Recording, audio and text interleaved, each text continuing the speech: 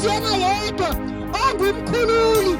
Ayikho into engingayenzanga, ngangithanda ubuhle baleli lizwe, ngangingayazi iBhayibhili kodwa ngangiyiphatha egameni likaJesu. Ngangithi ngiyayifunda kodwa ngangingayi-understand egameni likaJesu. Noma ungayifunda kodwa xa ungena umoya oyingcwele awukwazi ukuyi-understanda.